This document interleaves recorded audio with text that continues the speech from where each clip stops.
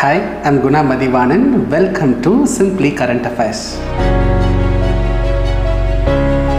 Before going into today's editorial discussion, let us finish the feedback for the question which I gave in the last video. Friends, if you are watching this initiative for the first time, then please watch the introductory video given in the playlist to know how to participate in this answer writing program. The initiative is open to all. So we have launched exclusive current affairs program targeting civil service exam 2026, and also tomorrow 15th of October we are launching our economy full course targeting prelims 2026. To know more information about these initiatives, you can click the link given in the description. You can also visit www.simplycurrentaffairs.com. Right, so the question I gave in the last class: in light of Supreme Court's verdict affirming mental health as an integral component of the right to life, examine the critical gaps that perpetuate the mental health crisis in India. So how to approach this question? See here, in the introductory part, you can highlight the Supreme Court verdict, how Supreme Court affirmed that right to life includes mental health as an integral part. Okay, you can mention about that Article 21 in the introductory part. Okay, this is 10-mark question, so beyond which there is no much scope. Okay, maybe you can give a fact about the prevailing mental health crisis in India and connect it with the judgment. That can be your introduction. Then highlight. So despite of all these efforts, there are critical gaps. What are the gaps? What are the issues in India? Despite of a lot of efforts taken by the government, including the inclusion of mental health as a component of right to life, still in India, we have the crisis of mental health disorders. So why? That you can highlight, then give a way forward, then give a conclusion. Or way forward and conclusion you can merge it according to the number of points which you give. Okay, simple structure. So today we have taken the answer of Nitarshana. Okay, Nitarshana. So here you have written a decent answer. No doubt your answer is decent, but there is a scope to improve. I took your paper so that others can also understand what mistakes which we should not do. Right.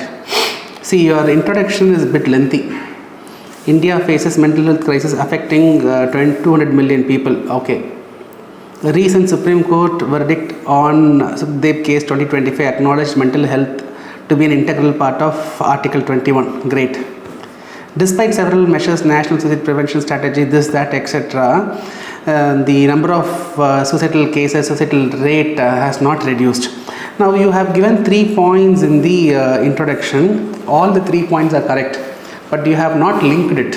All these 3 points are hanging. So what? I will link it now. Now we can say like this. See, despite of, this can be a first point also, despite of several measures taken by the government to address the mental health, even today 200 million people in India are affecting because of this health crisis, mental health crisis. In this backdrop, the recent judgment given by the Supreme Court also reaffirms the fact that mental health is very important. That is why it is brought under right to life. So now we are getting a flow, right? That flow is missing. And number 2, we cannot write these many points in the introduction. This is a 10-marker question. So 2 points. Give a fact. In that backdrop, highlight the Supreme Court verdict. That will suffice. Okay. So you have points. I'm just rearranging your introduction. Then you are going into the why we are not able to control. What are the problems you are highlighting? The critical gaps you are highlighting. So lack of awareness. Point taken. Second point and third point you can merge it. So huge professionals are concentrated in urban regions. Second point, lack of sufficient professionals. So both the points can be merged together. Okay, you need not give it separately. Then comes the fourth point. See, don't use such extreme words. No priority is given. Priority has to be significantly increased, but don't say no priority. Okay, and also India's mental health budget allocated is 1.05%, out of which less than 50% is utilized. 1.05% of what? 1.05% of entire budget or 1.05% of health budget? 1.05% of health budget is being allocated. In that 1.05, 50% is not being utilized properly. Okay, so that is the point here. Then fifth point is okay.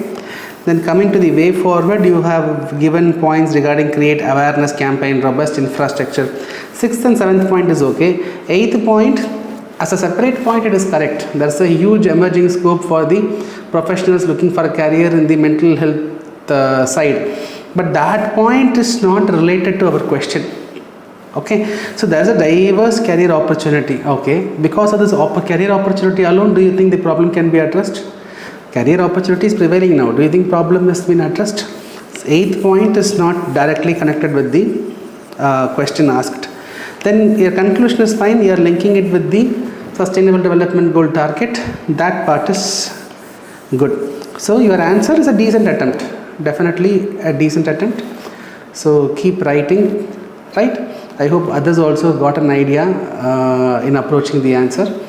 Fine. So now we will move on to today's editorial topic. Today we have taken an editorial topic from the Hindu. The topic deals with direct benefit transfer, cash-based benefit transfer and women empowerment. See, the landscape of political welfare policies have taken a shift towards gender focus, using cash-based benefit transfer as an instrument, which has a social appeal as well as electoral appeal. There is no doubt that these DBT, direct benefit transfer, cash-based benefit transfers have significantly increased the financial inclusion among the women. No second thought. It has revolutionized financial inclusion in the country, particularly among women. See, for example, as per the World Bank data, more than 54% of women in the country have opened bank account mainly for getting the government benefits. More than 55% of the Jan Dhan accounts, Jan Dhan Yojana accounts opened by women. In India, currently more than 85% of the women have a bank account. Now, all these was possible because of the efforts taken by the government in ensuring financial inclusion through various schemes like Jan Dhan Yojana, and more importantly, the incentive which direct cash-based benefit transfer provides. See, you take the recent policies introduced by Bihar government. Mukhya Mantri Mahila Rozgar Yojana. This program provides 10,000 rupees as seed capital for 75 lakh women in Bihar to help them in becoming an entrepreneur, okay, a self-employed entrepreneur. Like this, many state governments, take Karnataka, take Maharashtra, Madhya Pradesh, even Tamil Nadu has such similar cash-based direct benefits transfer program targeting women. Right. Now, as I said, this has definitely revolutionized the financial inclusion in general, particularly among women. But however, this financial inclusion, does it really translate into economic empowerment? Does it really translate into an agency? That is something which we have to discuss and we have to analyze. See, it is true that more than 50% of the Jan Dhan Yojana accounts are opened by women, no doubt. But do you know, 20% of the accounts opened by women are now dormant account.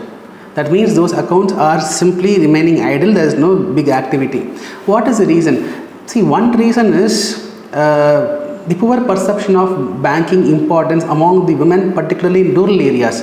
They don't find any significance in having a banking account. Second point is the infrastructure accessibility. See, do they think about a bank branch in rural area, an ATM branch in rural area? It is not at an accessible location. See, because of this, see, only when you go and use a particular product again and again, your confidence on the product will improve. For example, you have purchased a car, only when you drive every single day, your confidence will improve. You have purchased a car, you have gotten license, you will be driving only once in a month or once in a year. That is not going to make you more confident. So the women in rural areas particularly, because these infrastructures are not accessible, since it is not accessible, they don't feel comfortable in using these products whenever they get a chance. For example, we have various products. Just having a banking account itself is not something which we have to appreciate. Women should use the banking account to save money, to invest money, to withdraw affordable credit, make use of debit card options, make use of UPI transactions, make use of mobile banking, right? All these financial services has to be used. Mere opening a bank account will definitely count the financial inclusion among the women is getting increased, but however, that is mere participation and that is not empowerment. Real empowerment will happen only when women are able to grow, sustain, invest through that financial services. That is not happening. Right? See, along with this, think about the digital divide in the country. Think about the smartphone penetration among the women. See, it's very obvious that men has access to more better sophisticated infrastructure when compared to women. So women having mobile phones is much lesser when compared to the men. In that case, how women is going to make use of all this internet banking, mobile banking, etc. And even if they have access to infrastructure, many a times women, because of the patriarchal setup, many a times women, they depend on male support, male relative supports in going to a bank, going to an ATM, withdrawing money. So when the women is supported by a male member, most of the time, the male member will be having a control over the resources than the women. So all these scenarios will not result in true empowerment of women. Along with this, there is lack of financial literacy among women. So because of this, there is a threat of various scams, cyber crimes, etc. So all these is actually deterring the women in taking the complete control of the financial benefits which they have by having a banking account. So what shall we do? How to improve the system? How to grow women as an agency? That we have to discuss. See, agency here means empowerment. Okay. So how to grow women as an agency with respect to financial services? That we have to see. See, number one, women should have control over resources, for which we have to start from the property. So government should take more efforts. There are laws, but still government should take more efforts to ensure women gets their due share in the family property. So when they control the asset, they will think about how to save it, how to grow it, how to invest it. Right? Then they will think of making use of banking services. Right? And also government should come up with various schemes, products, which is helping the women to get more awareness. For example, see, there is a program where self-help groups, women members are trained, are given financial literacy, and through the self-help group members, financial literacy is being spread among the women in the rural areas. Such effort has to be sincerely taken. And also inside the banking system also, we can have a helpline or customer care services exclusively for women. We can come up with women specific banking products. All these might attract women members to use the banking services. Along with this, SBI, State Bank of India, also in a recent report was saying that what deters the people from accessing banking resources is the language used in the banks. So it's not just for women. In general, the language has to be made more simpler, easier, user friendly for the common people, so that they are able to come, interact and make use of the benefits. Right, and another thing is we have to increase the number of women banking correspondents. Right now, only 10% of the banking correspondents are women. So that share has to be increased. Sir, what is banking correspondence? See, you cannot place a bank branch at every remote corner of the country. So we can have banking correspondents. They will be members of specific banks. They will act like a mobile bank only. So Guna is a banking correspondent of Indian Overseas Bank, imagine. So I will go to a rural area, remote area, inaccessible area. I will go there. I will act like a bank. The people in that remote area, they can deposit money, they can withdraw money, they can get some small loans. So, right? So these banking correspondents, if more number of women are participating as a banking correspondent, it will become easier for women in rural areas to approach and make use of these services. See, there is no doubt this direct benefit transfer, the government efforts like Jan Dhan Yojana, Aadhaar, Mobile, Jam Trinity, all these efforts has revolutionized the financial inclusion in India, particularly among women.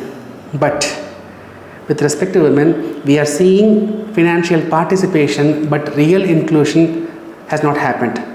Right? Mere opening bank account alone is not sufficient. We have to use the bank account.